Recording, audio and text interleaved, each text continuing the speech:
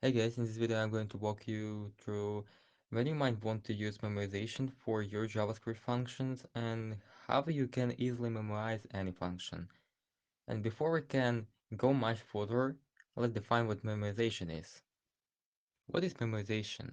Memoization is optimization technique where expensive function calls are cached so that the results can be immediately returned the next time the function is called with the same arguments. This method of optimization is unique to JavaScript and is quite common in many programming languages. It is especially useful in recursive functions, as calls are more likely to call with the same arguments while recursing. Simply, you can call memoization as the result of the function, result the previous call of the function that is cached inside of the closure.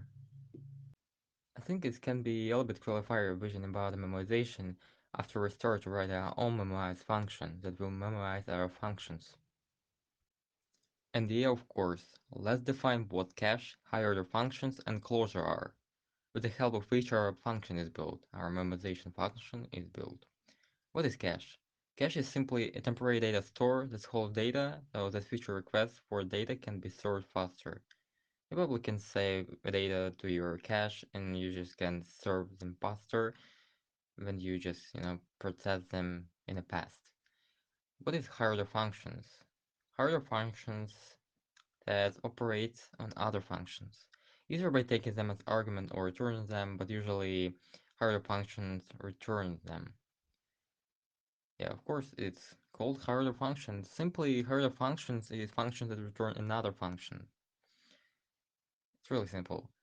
And what is closure? Closure is a combination of a function and the lexical environment within which that function was declared. Simply, the closure is when higher the function returns a function, and the function that the higher the function returns has access to his parent function, his order function. You can have access to variables from your parent function, and yeah, it's what that it does. Of course, theory is great, but the most important things in learning something is practice. And we can simply create a memoization function that takes another function and modified it to memorize calls. Honestly, I'm more pragmatic person. I don't like theory. Yeah, of course I like theory, but in a small amount of theory, but I like more practice. That's probably everybody else. Probably somebody likes theory as well. Probably is theory physics race. I think it can be a little bit clarify your vision about the memoization after we start to write our own memorize function that will memorize our functions. But before start, we need to set up our dev environment.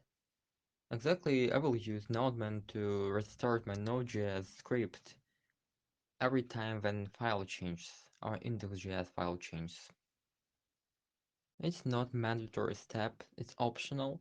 You can use your own dev environment or you can kinda use code sandbox website to code without kinda installing something in your computer. I think it's a little bit more easier to test something out. Of course, let's define a MMS function. The function will take a simple function and it will return the function that will have access to a closure, exactly to our cache variable. And of course, we need to create a cache variable and it will be object. Then to kind of make sure that our argument is unique every time when we pass new arguments, we need to make sure the arguments wasn't passed before. We need to stringify our arguments as well. If new arguments is added, the key is will be different. It's really great approach to make your arguments unique depending on your arguments. Exactly make your key unique depending on arguments that you passed. And then we need to check it out if there is the kind of key, and if there is, we need to return the cache from this key. Otherwise, we need to apply new argument to this function, just read it to our cache, and return the value of it. Exactly result of our function.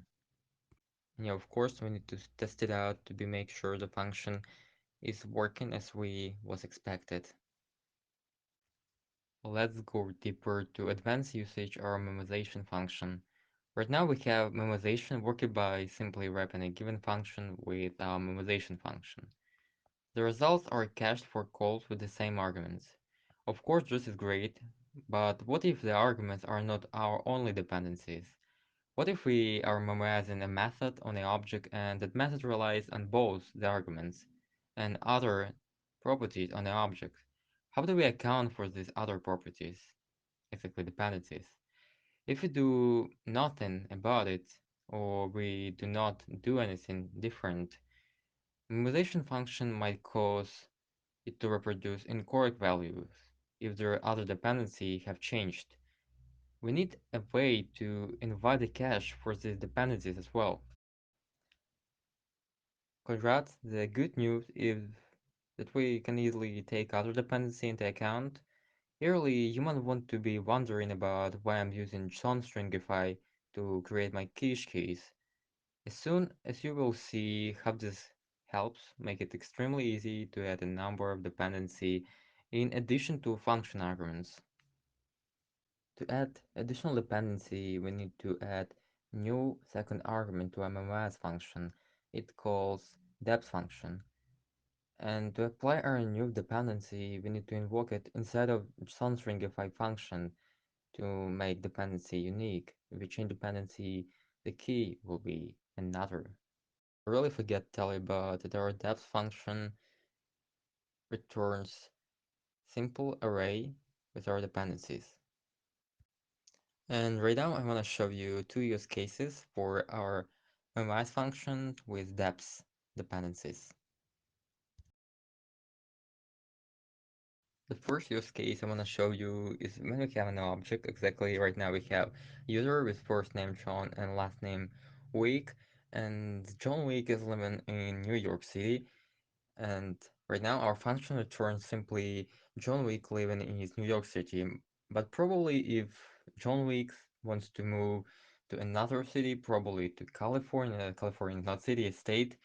Right now it doesn't matter. We need to understand what dependency in our function is, but we need to add city, exactly user city as dependency to get another value if our city property is changed.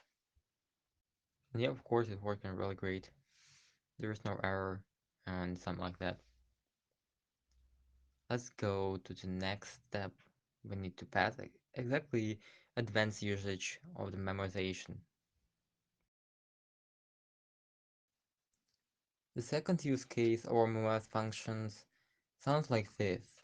We're making HTTP request to server to get something from it.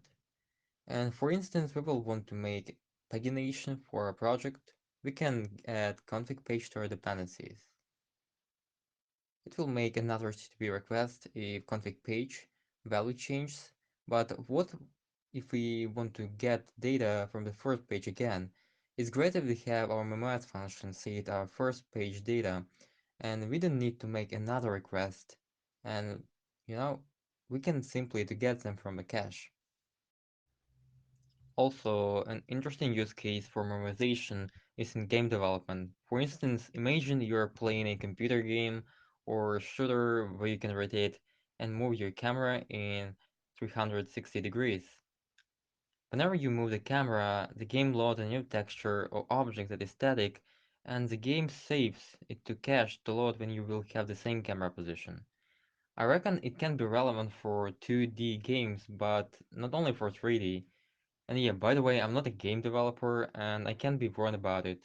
If you are, tell me about what you're using to achieve the same results. Be careful, memoization is a magic bullet. Keep in mind that memoization does not make sense for all function calls. There is a high memory overhead since we must store our cache results so that we can recall them later, as well as added complexity of using our memoization function. So it really only makes sense for functions that are computationally expensive. Memoization is just a fancy word for caching. If your calculations are more expensive than pulling the information from a cache, then it's a good thing. The problem is CPUs are fast and memory is slow.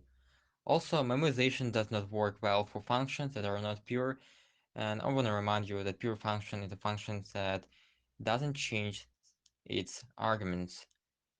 These functions have the side effects.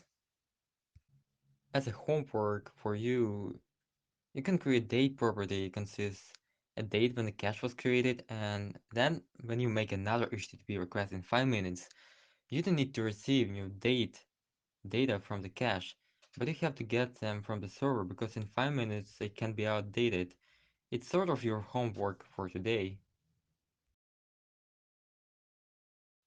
Hey guys, it's pretty much it. The most important thing for me is the video was useful for you and you'll start to utilize the knowledge about memoize function learned about in this video in your project. You can find me in Telegram or state the comments below. I don't take the criticism with heavy heart. I even like it because it can make me better. And take care of yourself. See you in the next one.